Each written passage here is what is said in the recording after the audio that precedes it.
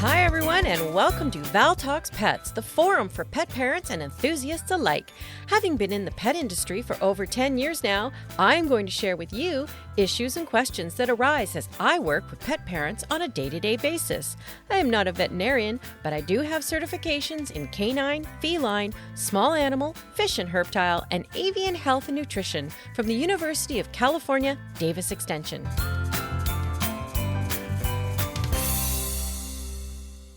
Hi, everyone, and thanks for joining me on this episode of Val Talks Pets. Well, it is that time of year again when we remember and pay respects to all the military personnel, past and present, that have fought in wars and conflicts around the world, serving their countries with dedication and sacrifice. Now, I have done a Remembrance Day episode on animals in war. From dogs to elephants, pigeons, horses, donkeys, mules, cats, and even camels, animals have made a huge contribution to military efforts. So, for this episode, I'd like to focus on some particular cats and dog heroes who have gone down in history for their contributions. Cats, believe it or not, have had quite the role during the war. Horses, mules, and dogs were placed in more official capacities, but cats had some very significant contributions as well. Navy ships were often very welcoming of cats to help with any rodent issues, and they did the same in barracks and field offices. Of course, a resident kitty could also help boost morale, as we all know how petting or cuddling a cat can be very calming. Some became quite famous. Let's start with Crimean Tom. Crimean Tom was associated with the British Army during the Crimean War.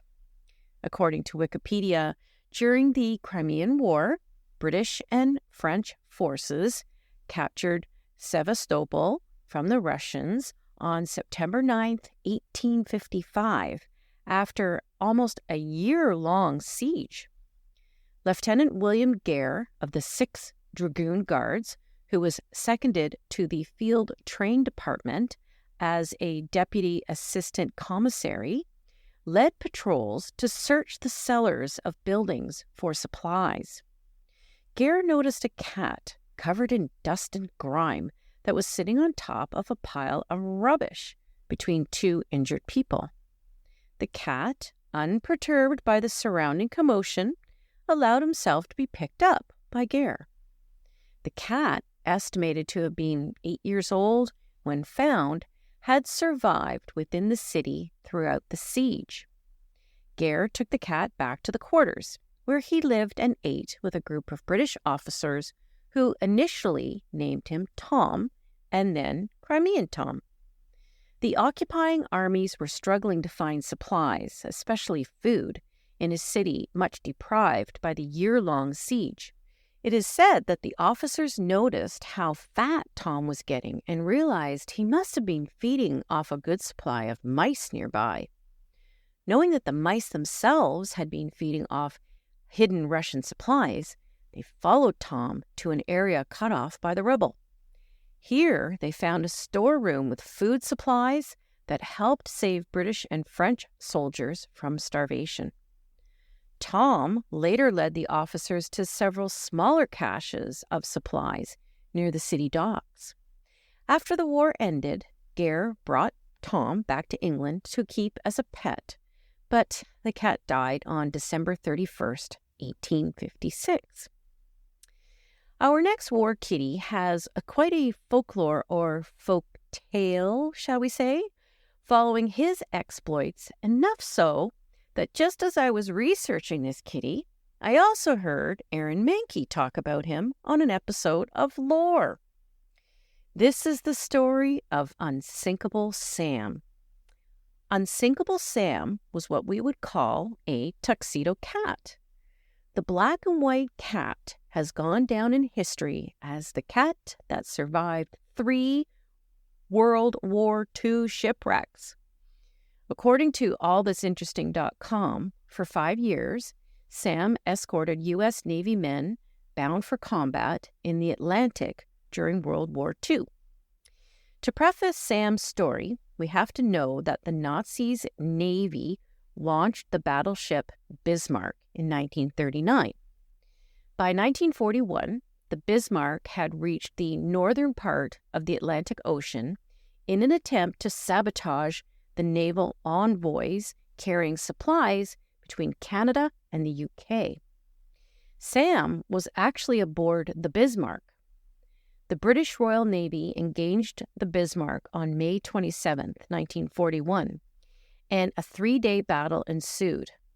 The Brits sank the Bismarck, and out of the 2,200 personnel on board, only 114 survived, one of them being Sam the cat. The tale goes that as the HMS Cossack was attempting to rescue survivors, they spotted a cat floating on a plank. The cat was brought aboard and originally named Oscar. But several months later, the Cossack suffered a disaster of its own when it was sunk by a German torpedo. But yet again, Oscar was rescued by the crew of the aircraft carrier HMS Ark Royal. It was while aboard this ship that Oscar is said to have received his infamous nickname, Unsinkable Sam. And again, on November 14th, 1941, but a month after Sam was rescued, the Ark Royal was torpedoed. The ship was decimated, but Unsinkable Sam went unscathed. He was allegedly rescued for the 3rd time by the HMS Legion. Sam's story is really a tale. But it is said that, according to Britain's Royal Museums Greenwich, the cat retired to land, where he was placed in the offices of the governor of Gibraltar. He was later adopted by a seaman who lived in Belfast, and that is where he died in 1955. There are a lot of holes in the story of Sam, so that makes it a bit of a folk tale. And if we do the math, if Sam had been, say, 1 or 2 years old on the Bismarck and died in 1955, he would have at least been 16 years old.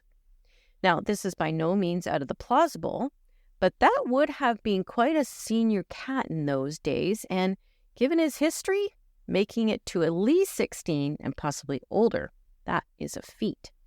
But just because some of the records fail to mention a tuxedo cat on board doesn't mean he didn't exist.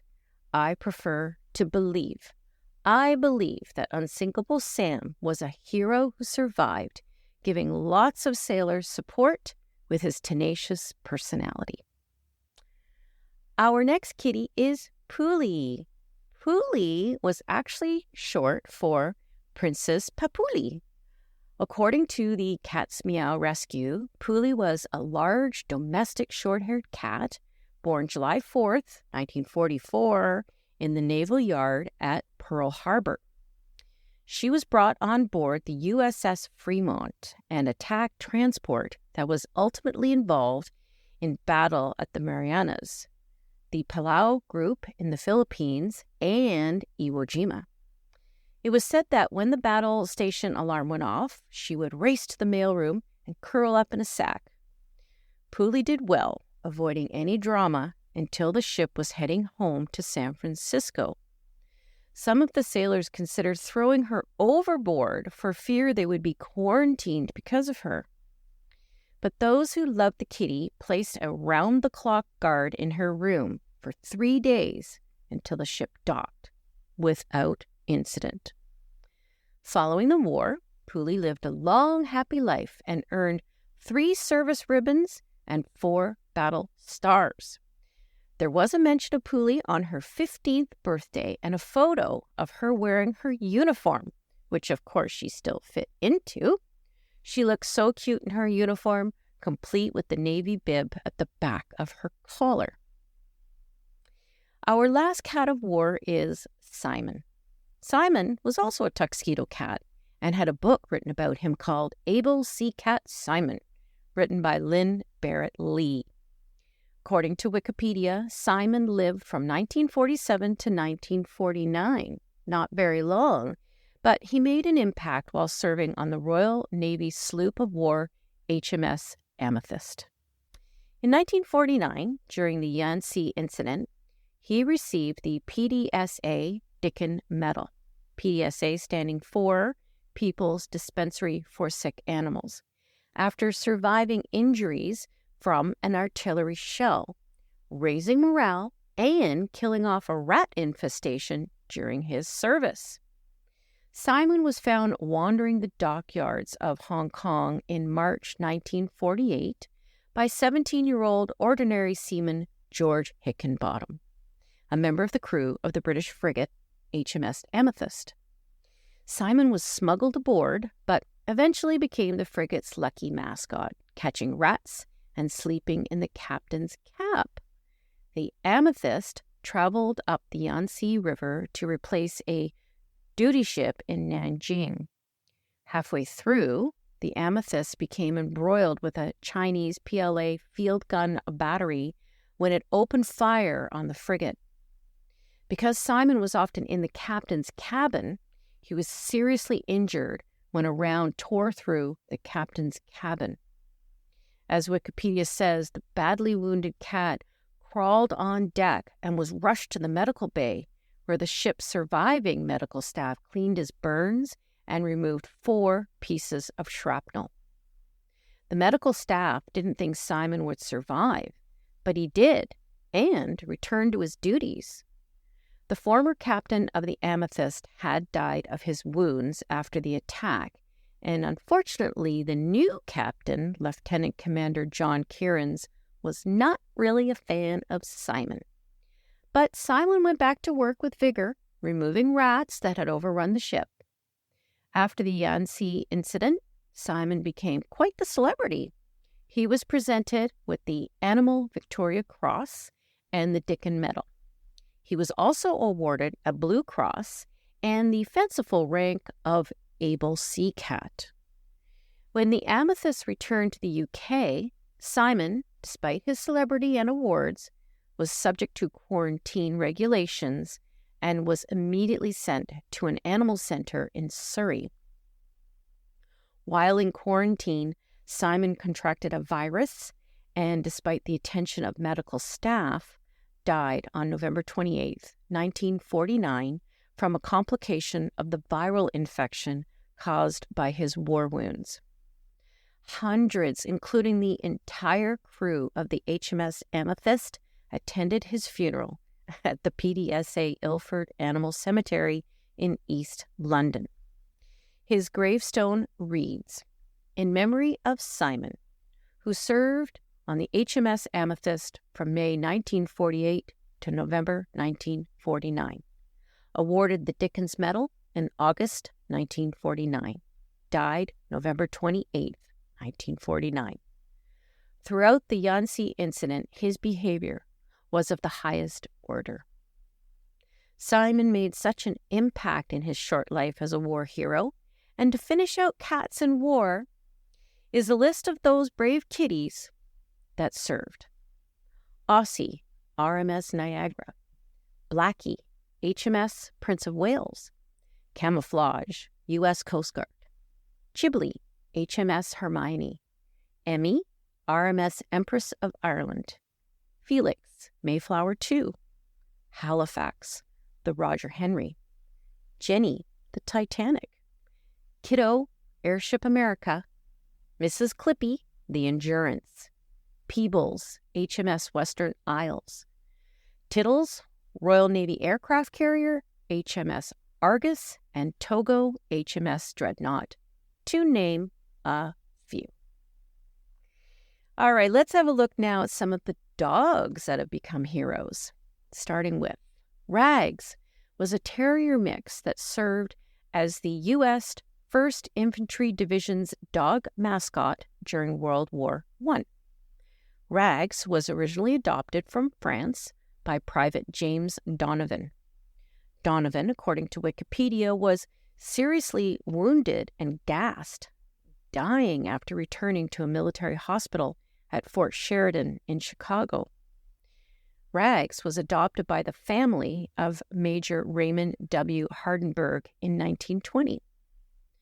Donovan's job in the front line was to string communications wire between advancing infantry and supporting field artillery. He also had to repair field telephone wires that had been damaged by shell fire. Until wire was replaced, runners had to be used, but they were frequently wounded, killed, or could not get through shell holes and barbed wire. Private Donovan taught Rags to carry written messages that he attached to Rags' collar. Wiki tells the story of how, in July 1918, Rags and Donovan and an infantry unit of 42 men were cut off and surrounded by Germans. Rags carried back a message which resulted in an artillery barrage and reinforcements that rescued the group. In September 1918, Rags and Donovan were involved in the final American campaign of the war. Rags carried a number of messages, and on October 2nd, 1918, carried one from the 1st Battalion of the 26th Infantry Regiment to the 7th Field Artillery, which resulted in an artillery barrage that led to an important objective, the very Epononville Road being secured. It saved the lives of a large number of soldiers. On October 9, 1918, Rags and Donovan were both victims of German shell fire and gas shells. Rags had his right front paw, right ear, and right eye damaged by shell splinters and was also mildly gassed. Donovan was more seriously wounded and badly gassed. The two were kept together and taken back to a dressing station and then several different hospitals. Rags died at the age of 20 and was buried with military honors, and a monument was erected at Aspen Hill Memorial Park in Silver Spring, Maryland. During World War II, families would often donate their dogs for duty. Now, this happened to a German Shepherd mix named Chips. Chips was assigned to the War Dog Training Center in Virginia, where he was trained as a sentry dog. As Wikipedia says, Chips was one of 4 dogs assigned to the 3rd Infantry Division in North Africa, Sicily, Italy, France, and Germany. His handler was Private John P. Rowell. Chips and Rowell were pinned down on the beach by an Italian machine gun team. Chips broke from Rowell and jumped into the pillbox, the structure where defenders could fire, attacking the gunners. The 4 crewmen were forced to leave the pillbox and surrender to the troops. Rowell said, "There was an awful lot of noise. Then I saw one fellow come out the door with Chips at his throat. I called him off before he could kill the man." In the fight, he sustained a scalp wound and powder burns. Later that day, he helped take 10 Italian prisoners. Chips was awarded the Distinguished Service Cross, Silver Star, and Purple Heart. But Army policy would not let Chips keep the medals, as the commendation was not allowed to be given to animals. His awards were revoked. However, his unit unofficially awarded him a theater ribbon and battle stars for each of his 8 campaigns. Chips was discharged in December 1945 and returned to his family. In 2018, Chips was posthumously awarded the PDSA Dickin Medal, and in 2019, the Animals in War and Peace Medal of Bravery. Let's talk a little bit about Smokey, a Yorkshire Terrier in World War II. As Wikipedia explains, Smokey was found in an abandoned foxhole in the New Guinea jungle in February 1944. Smokey was sold around a few times, but ended up with Corporal William A. Wynne. Smokey was adept at being in a backpack and accompanied Wynne on combat flights in the Pacific. Unfortunately, Smokey wasn't designated as an official war dog, so she did not get veterinary care or food except for what Wynne shared with her. Smokey served in the South Pacific with the 5th Air Force, 26th Photo Reconnaissance Squadron, and flew 12 air and sea rescue and photo reconnaissance missions. Smokey was credited with 12 combat missions and awarded 8 battle stars. She survived 150 air raids on New Guinea and made it through a typhoon in Okinawa. Smokey even parachuted from 30 feet in the air out of a tree using a parachute made just for her. Wynne credited Smokey with saving his life by warning him of incoming shells on an LST transport ship, calling her an angel from a foxhole. There is a monument to Smokey in Lakewood, Ohio.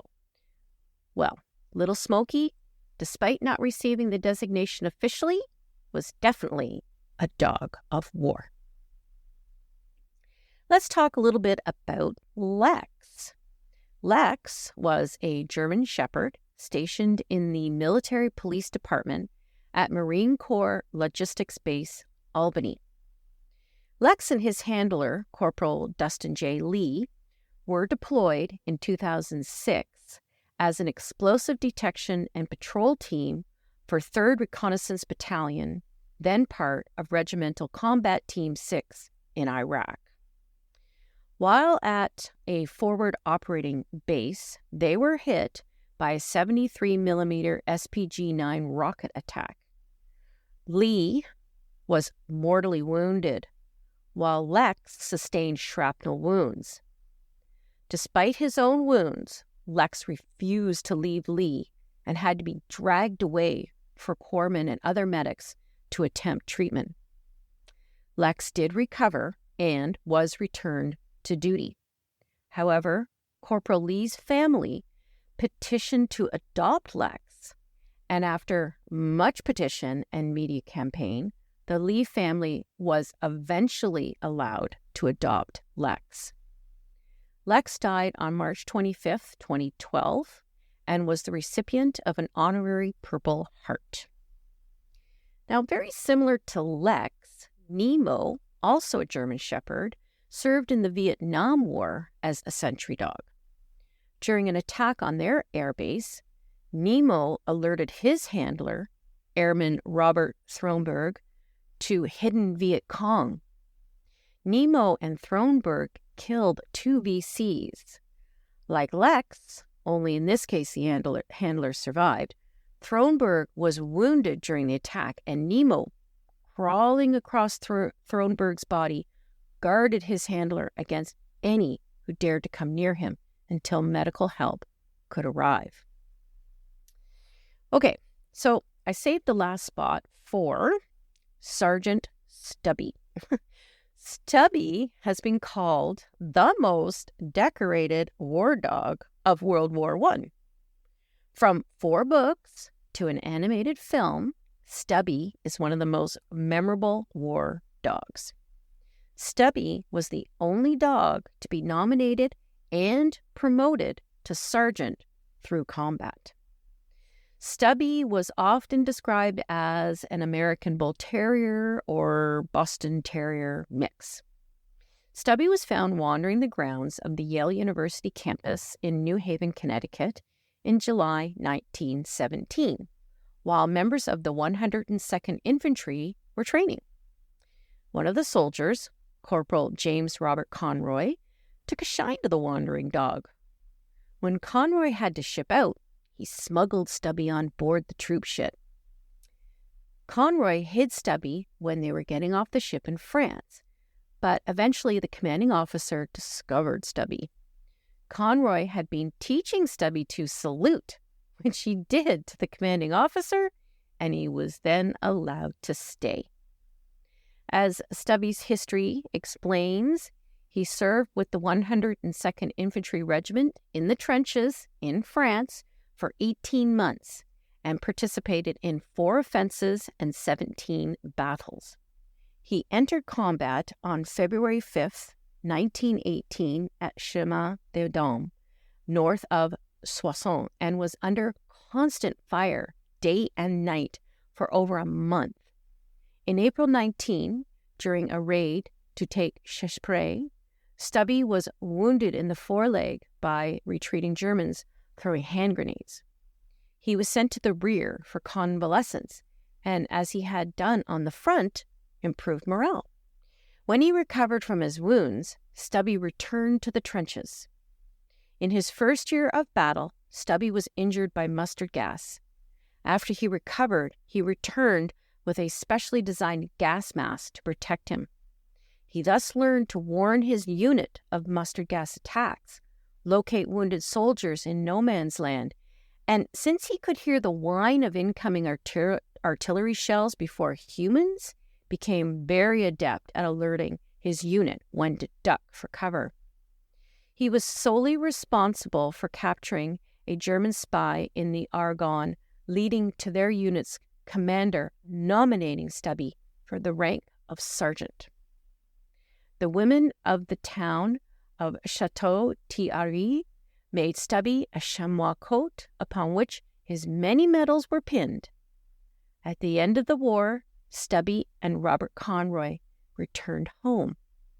Stubby was a famous hero, leading parades and meeting presidents. Stubby died in his sleep in March 1926. He was actually preserved by taxidermy, and Conroy presented Stubby to the Smithsonian in 1956. Well, that is my journey through some of the most famous dogs and cats of war. As mentioned earlier, animals in war from horses, pigeons, elephants, camels, their contribution and sacrifice has been enormous. As we watch the leaves fall from the trees and feel the chill of winter coming, we also pay our respects through remembrance of all that have fought in the past and the present. I have a pin that I got from my local SPCA that specifically commemorates animals in war and conflict. I wear this with my puppy. Perhaps you can find something similar in your area. Wear it proudly if you can, to show that you know the sacrifice that war and peacekeeping creates by humans and by animals, because, as I say, knowing is caring.